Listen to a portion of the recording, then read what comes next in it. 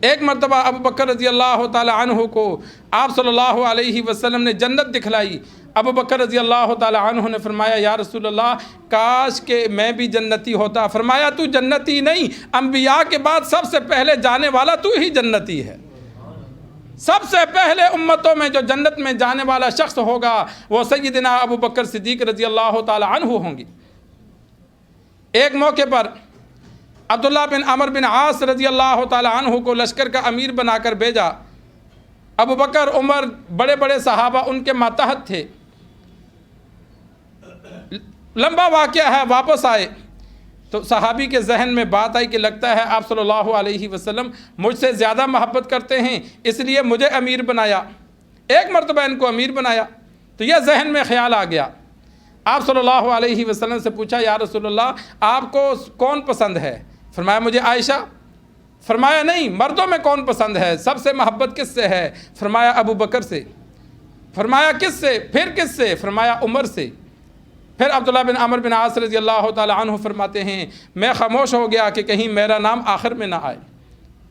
ایک مرتبہ امیر بنانے سے یہ لازم نہیں آتا کہ تجھے فضیلت مل گئی۔ جو ذہن میں اشکال تھا آپ صلی اللہ علیہ وسلم نے دور کر دیا کہ مجھے جو سب سے زیادہ محبت ہے وہ ابو بکر سے ہے۔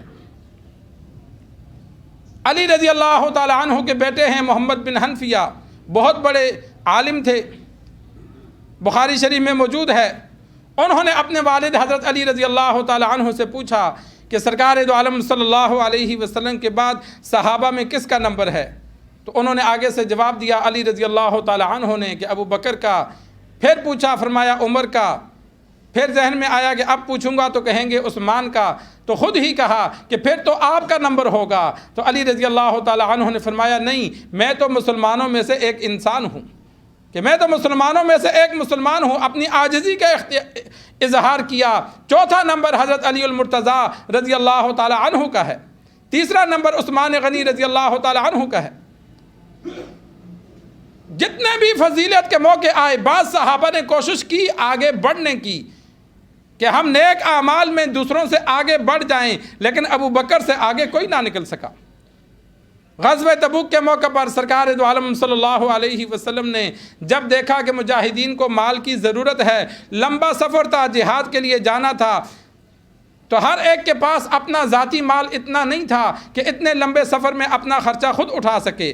غزوہ تبوک سے پہلے جتنے بھی غزوات ہوئے صحابہ اپنا خرچہ خود کرتے تھے، لیکن غزوہ تبوک میں دور بھی جانا تھا، لشکر بھی زیادہ تھا، 30,000 کا لشکر بن گیا۔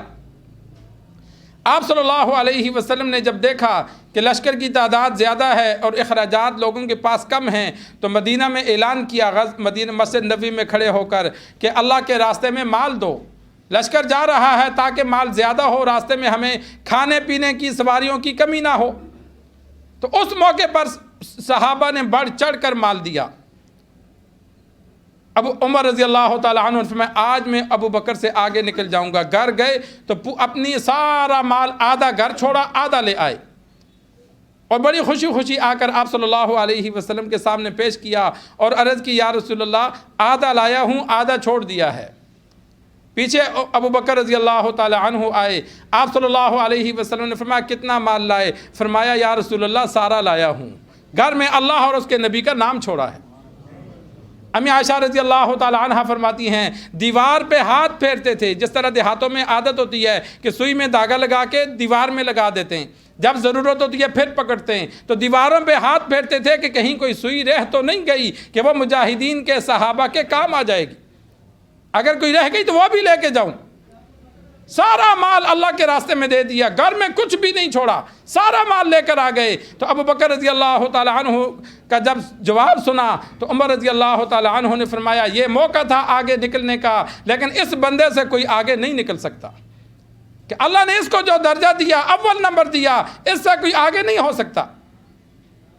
امی عائشہ رضی اللہ تعالی عنہ سرکار دو عالم صلی اللہ علیہ وسلم چاندنی رات تھی، ان کی گود میں سر رکھ کے لیٹے ہوئے تھے، تو امی عائشہ رضی اللہ تعالی عنہ نے عرض کی یا رسول اللہ آسمان کے ستارے اتنے زیادہ ہیں، کوئی ایسا بھی ہے جس کی نیکیاں آسمان کے ستاروں کے برابر ہوں؟ آپ صلی اللہ علیہ وسلم نے فرمایا ہاں عمر ہے۔ اب پوری دنیا میں کہیں بھی چلے جاؤ، آسمان صاف ہو تو ستاروں کا برا ہوتا ہے کہ اتنی نیکیاں عمر کی۔ تو امی عائشہ پریشان ہو گئیں کہ جب بھی فضیلت آتی ہے نام میرے باپ کا آتا تھا، آج جواب میں عمر آ گئے۔ پوچھا یا رسول اللہ میرے باپ کی نیکیاں کدھر گئیں؟ فرمایا تیرے باپ کی تو ایک رات کی نیکیاں عمر کی پوری زندگی کی نیکیوں سے زیادہ ہے۔ غار ثور میں 3 راتیں آپ صلی اللہ علیہ وسلم کے ساتھ گزاری، فرمایا اس کی ایک رات میں اللہ نے اتنا اجر دیا، عمر کی پوری زندگی کی نیکیاں اس ایک رات کے برابر نہیں ہیں۔ تو یہ ابو بکر صدیق رضی اللہ تعالی عنہ کی فضیلت پر چند احادیث تھیں۔ اگلے جمعے انشاءاللہ اسی موضوع پر مزید ذکر ہوگا، صحابہ کی آپس میں رشتہ داریوں کا بھی، اور ابو بکر رضی اللہ تعالی عنہ کے چند واقعات۔ اللہ سے دعا ہے اللہ ہمیں دین سیکھ کر سمجھ کر عمل کرنے کی توفیق عطا فرمائے۔